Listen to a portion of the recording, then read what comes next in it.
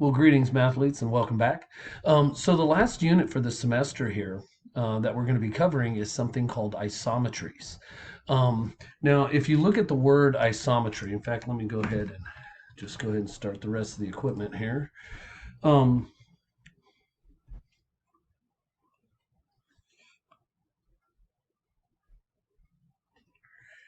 that's, yeah. Um, in any case, you have the word isometry. Iso means same, right, or identical. Metry means measurements. And so what this is a way of moving the shape around without changing any of its measurements, right? So it's everything is the same about the shape except for where it is and how it's oriented. So that's what we're going to be taking a look at. Now there's four isometries that we're going to look at. The first that we're going to look at today is called a translation. And it's probably the simplest of all the isometries. Then from there, we're going to take a look at rotations, which is exactly what you think it is. It's turning something. Um, then reflections. And then the last one is kind of a strange one. It's called a glide reflection. And that is not how you spell glide. Let's try that again. The last one's a glide reflection. And it's actually a combination of a reflection and a translation simultaneously. So, in any case, let's go ahead and take a look at these things and see how this plays out. Okay, so we're looking at translations today.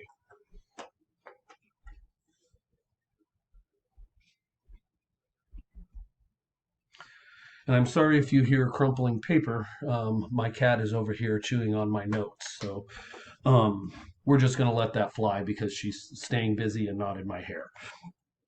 All right. Now, translations. Basically, what that means is just moving something over, right, without changing its orientation. So if I have a shape, I'm just going to draw a little right triangle here. Now I've attached this dot paper so that you can use this also for taking notes and things like that. So if you want to print that up so you can take notes on this, that's great. Okay, so we have a shape. I'm just going to call this shape A, right? The whole shape, not like a corner of it. It's just the whole shape. And we want to move this. And so shape A gets translated by some vector. Now, a vector is a direction with an angle, right? So it's it's a direction with a distance. Um, so if I pick a direction, like if I pick let's do this. Yeah, that'll work. Let's say I pick this vector right here.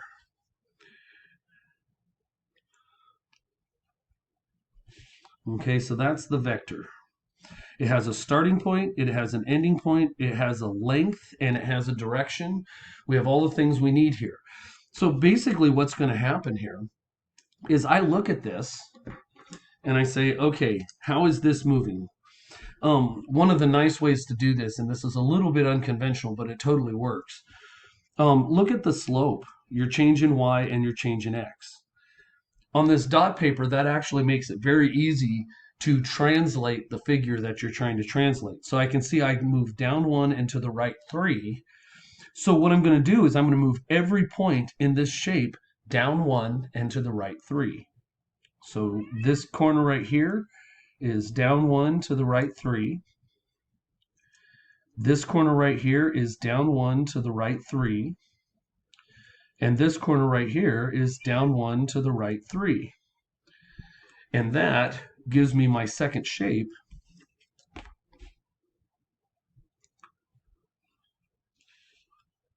And I'll call this second shape A prime. Oh my goodness, Momo.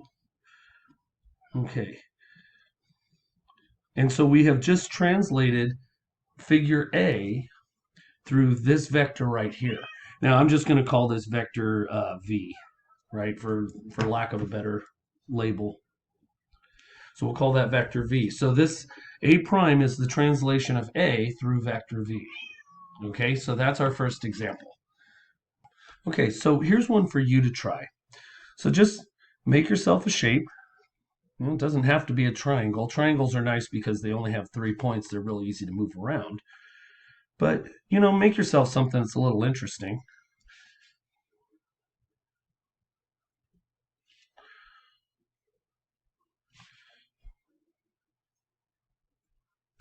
Okay, so let's say we have this figure, right? We'll call this figure B. And we want to translate figure B through vector V. Notice which end the arrow is on this time, right? And so find B prime as a translation of B, and I'll call this vector V, through V. Oh, my handwriting. So find B as a translation of B. Find B prime as a translation of B through vector V. Okay, so you have this vector here and this shape. So see what you can do here. Go ahead and pause it and try to translate it, and then we'll walk through it together. Okay, so let's see what we have here. So if I'm going to translate this, see, I can see that each point needs to go down 2 and to the left 3, right? That's what we're looking at. I'm going, actually, maybe this would help a little bit. Let's zoom in just a hair. That'll probably be a little nicer.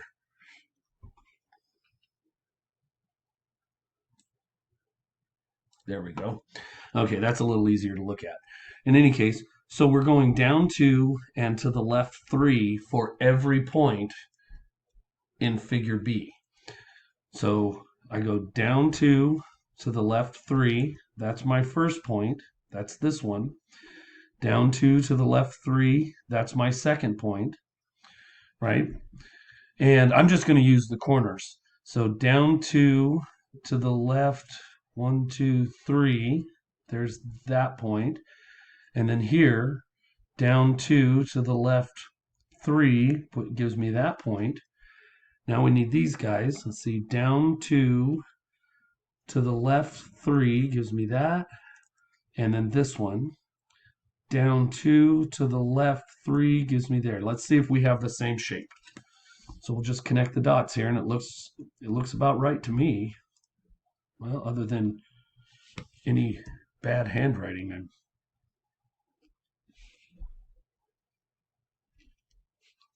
So any inconsistencies are entirely the fault of the artist here. But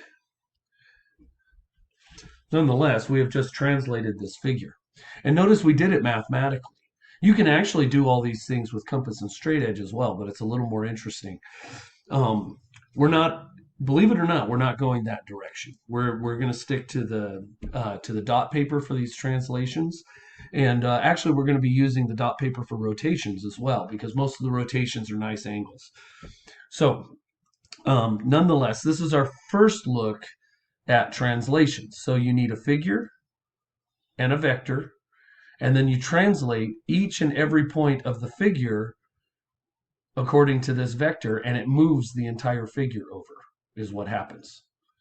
Right? And it moves in any direction you want. You can go 360 degrees. You can even go up and down if you're doing it in 3 dimensions. We're not going that far, but you can certainly do that. Now, let's look at how this is viewed a little more algebraically, okay? Because this can be done on a coordinate plane as well. So what might be kind of nice is to have a coordinate plane. So let me go ahead and draw in a coordinate plane here. Make it nice and thick.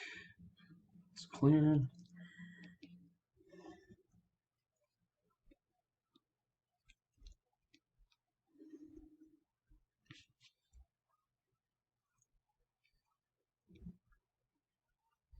There we go. Okay, so we have a coordinate plane. Now, let's say we have a figure in this coordinate plane. Let me do that in a different color.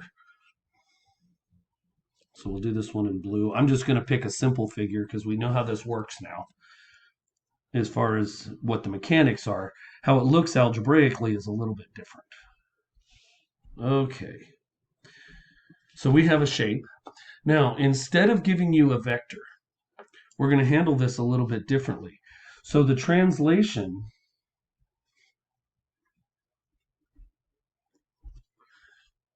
oh, you can't see that. Well, let me do this then. There we go. The translation is written this way. So it tells you how to transform your coordinates. So an xy coordinate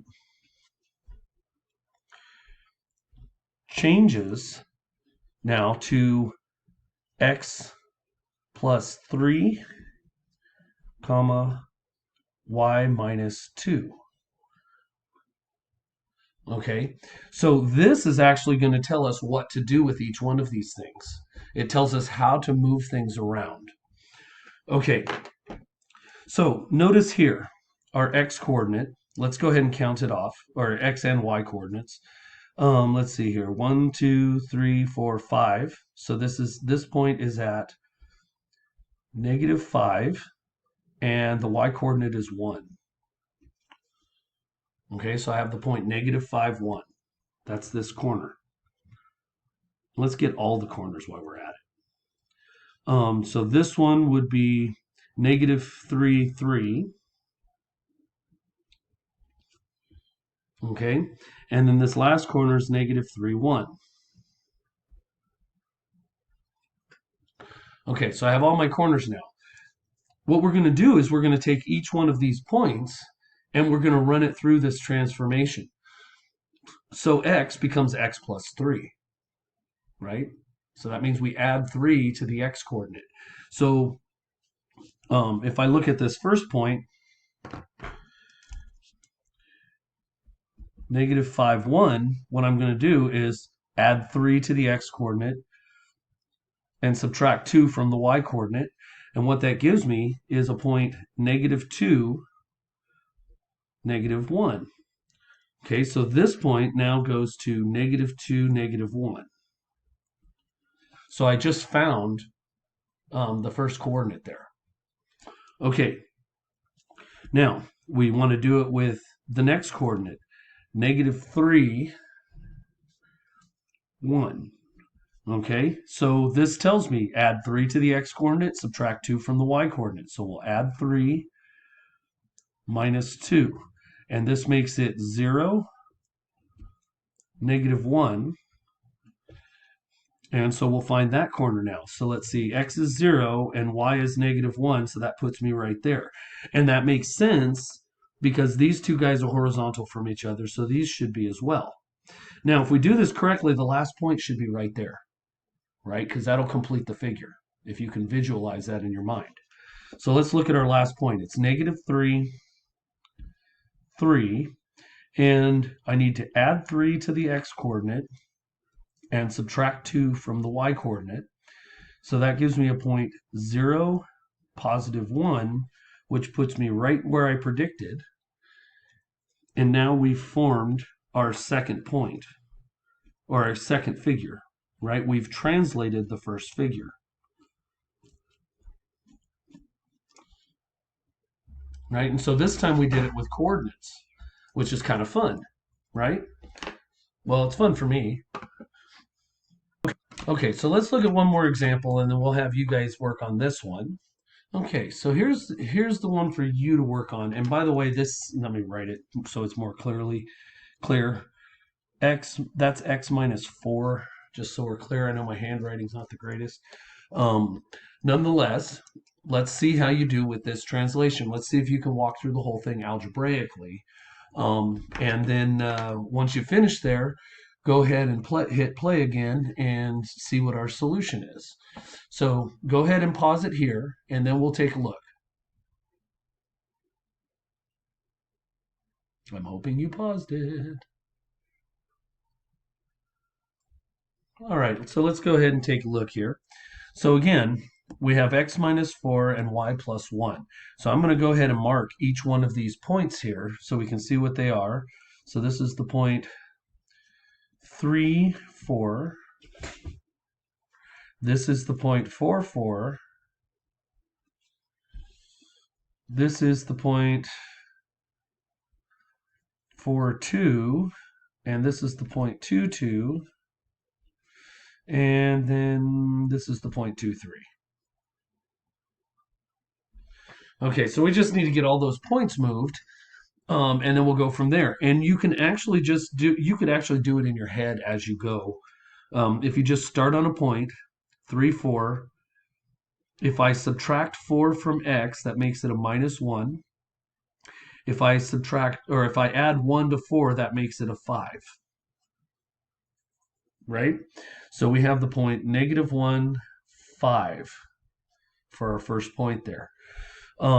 Then, next point over, if I subtract 4, that makes that a 0, and I add 1, that makes that a 5. So that puts me there for my second point. Down here, if I subtract 4 from 4, I get 0. If I add 1 to 2, I get a 3. So that means it's 0, 3 for the next point.